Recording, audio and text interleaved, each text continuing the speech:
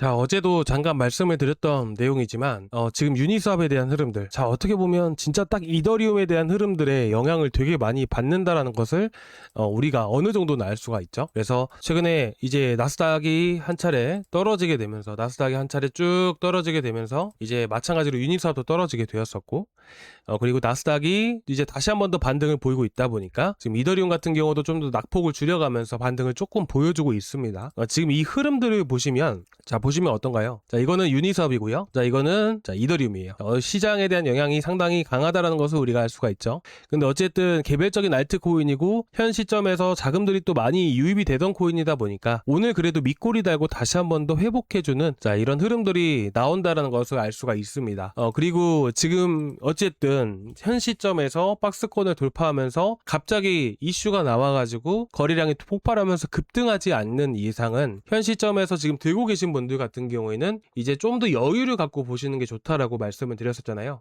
일단은 지금 이렇게 이더리움이든 비트코인이든 흔들리는 이유가 뭐라고 말씀드렸었나요? 바로 지금 금리 결정을 코앞에 두고 있는 그런 상황입니다. 그리고 이거는 어저께 나왔던 얘기인데, 시타델 증권에서 연준이 깜짝 금리 인상할 수도 있다, 뭐 이런 얘기를 좀 했습니다. 물론 금리 인상 가능성이 29.40%로 월등히 낮은 것은 사실이지만 일단 결과물, 이 데이터 값이 확실하게 나와봐야 아는 부분이겠죠. 그래서 제 생각에는 솔직히 말해서 금리 인상할 가능성은 현재로선 낮다라고 생각을 하고 있고, 그리고 9월 16일에 이 96.18% 확률로 금리 인상할 가능성이 매우 높은 시기입니다. 일단 중요한 것은 뭐냐면 이제 연준에서 매파적인 발언을 이어갈 것인가 아니면 비둘기파적인 발언을 이어갈 것인가, 이 부분에 따라서 시장이 다시 한 번 더 강세를 보일 가능성이 높을 수도 있고 낮을 수도 있다라고 생각을 해요. 이게 무슨 말이냐 하냐면, 일단 매크로 지표들이 앞으로 계속해서 발표가 되잖아요. 그리고 9월 달은 어쨌든 금리 인상할 가능성이 매우 높은 시기인 것은 거의 확정된 분위기입니다. 그러면 여기서 매파적인 발언이 나오게 된다라고 했을 때는 어쨌든 시장 분위기 자체가 침체될 가능성이 저는 매우 높다라고 생각을 합니다. 그리고 마찬가지로 매파적인 발언이 나오면서도 시장에 한 차례 눌림이 분명히 발생될 가능성이 높다라고 생각을 하고 있고, 그리고 그 눌림이 발생된 이유로 이런 그 이후에 발표되는 매크로 지표들이 있죠.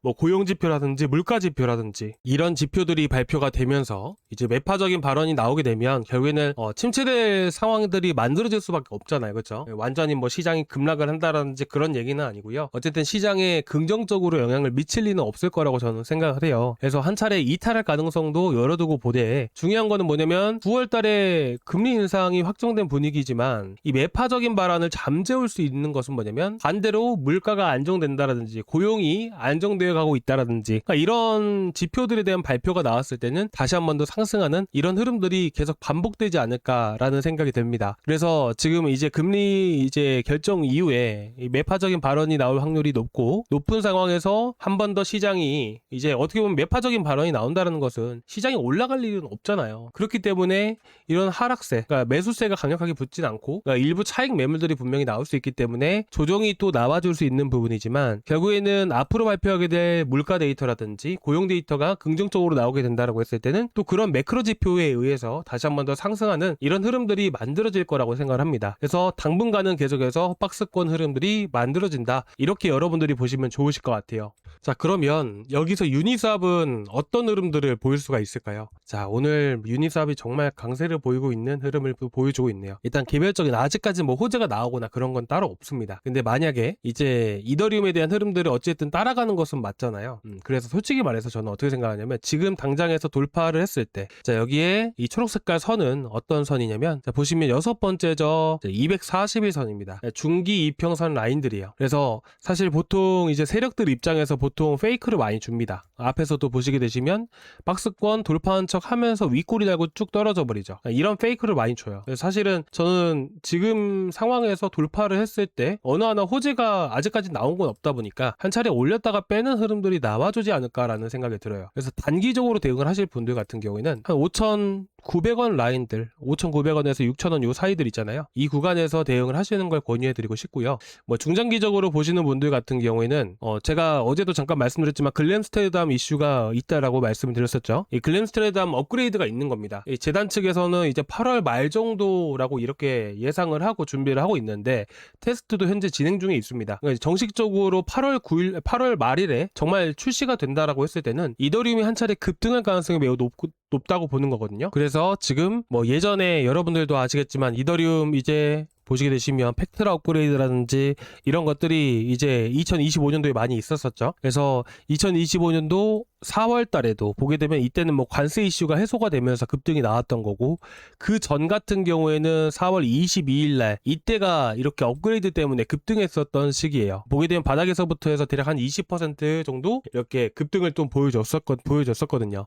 그래서 마찬가지로 업그레이드가 항상 이렇게 있으면 보통 이더리움 같은 경우에는 급등하는 상황들이 보통 많이 만들어져요. 그래서 솔직히 말해서 지금 같은 경우도 이 글램스테르담 이슈 이 업그레이드가 사실은 그렇게 큰 호재는 아니지만서도 항상 이 업그레이드 일정에 맞춰서 한 달 전부터 상승세를 띄우는 흐름들이 많이 보이다 보니까 솔직히 말씀드려서 당분간 이런 횡보세가 이어지다가 이 8월 말 정도에 진짜 업그레이드 일정이 확정이 됐다라고 하면은 솔직히 말해서 한 차례 300만원대까지 한 310만원에서 보수적으로 잡아도 300만원까지는 급반등 갈 가능성이 매우 높다라고 생각합니다. 최소한의 현재 위치에서 10에서 15% 정도는 급등이 나올 거라고 생각을 해요. 근데 유니스왑을 말씀드렸던 이유는 뭐냐면 결국에는 이더리움이 항상 업그레이드 일정에 맞춰서 이더리움이 급등을 하게 되면 이더리움만 급등을 하는 게 아니고요. 이더리움 생태계에 있는 코인들도 같이 움직입니다. 현재 같은 경우에는 유니스왑이 또 해당이 되는 것이고, 유니스왑은 어떤 코인인가요? 덱스, 디파이 안에 있는 덱스에 있는 코인입니다. 덱스는 탈중앙화 거래소이고 대부분 이제 장외 거래로 많이 알고 계시는 거죠. 그래서 덱스에서 1등이라고 여러분들이 보시면 되세요. 그래서 보통 이더리움이 한 10에서 15% 이상씩은 급등이 나오기 때문에 적어도 유니스왑 같은 경우도 현재 충분히 7,000원에서 한 8,000원 정도까지도 기대해 볼 수 있는 하나의 코인이라고 보시면 될 것 같습니다. 하지만 현재 위치에서 매수하자라는 의미는 아닙니다. 결국에는 아직까지 이 업그레이드 일정이라는 게 아직까진 시간이 좀 남아 있습니다. 그래서 사실 저 같은 경우는 한 차례 내려가는 흐름들이 나오지 않을까. 그리고 이 구간에서도 지지를 강력하게 해줘야 되는 위치인데 여기서도 지지를 해주는지 이것도 우리가 체크를 해봐야 되는 부분이고요. 그리고 온도 파이낸스도 같이 봐야 되는 거 아시죠? 온도 파이낸스 같은 경우도 어쨌든 최근에 이탈을 했다가 중장기 이평선 라인들을 다시 한 번 더 돌파를 하면서 상승 추세로 전환된 위치입니다. 그래서 만약 업그레이드 일정이 확정이 된다, 이것도 최소한은 7,800원 이상은 올라갈 수 있구나 라고 여러분들이 보시면 됩니다.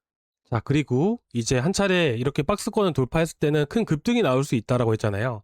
이제 막연하게만 이제 전체 매물대 현재 차트상 봤을 때만 말씀드렸던 건데, 현재 보고 계시는 것은 이제 매물대라고 여러분들이 보시면 됩니다. 자, 그래서 자세히 보시면 여기 적색으로 대략 빨간색으로 이렇게 칠해진 데가 있어요.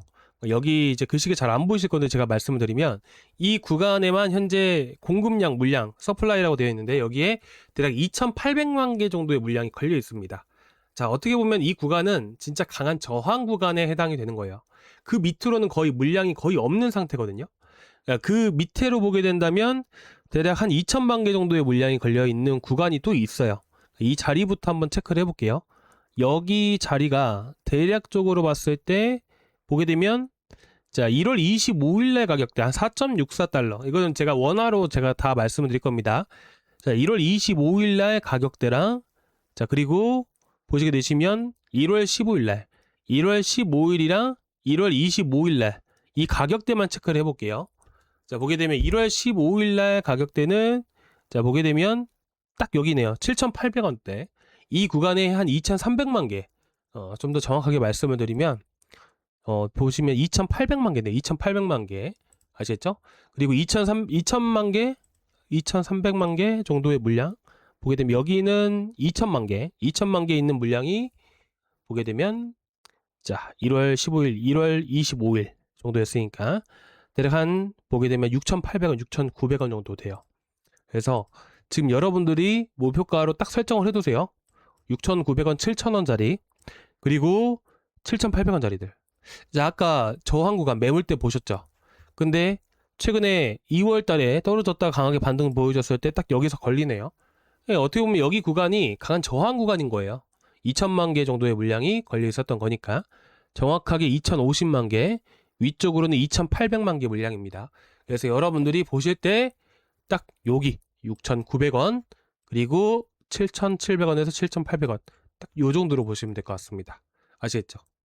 확실한 것은 업그레이드 이슈가 나왔을 때, 그때는 확실하게 움직일 수 있다. 딱 요 정도로 말씀을 드릴 수가 있을 것 같습니다. 혹시나 혼자서 하시면서 어려운 거 있으시면 편하게 말씀을 해주시고, 구독자 방에서 추천 종목부터 해서 여러분들 걱정되시는 것들, 매수가, 매도가, 대응까지 다 해드리고 있기 때문에 혼자서 하시면서 힘들어하지 마시고 같이 구독자분들과 함께 하시면서 또 힘내셨으면 좋겠습니다. 자, 오늘 여기까지 준비했는데 좀 어떠셨을까요? 조금이나마 도움되셨다면 구독과 좋아요 꼭 부탁드리고요. 다음 시간에 또 뵙도록 하겠습니다. 감사합니다.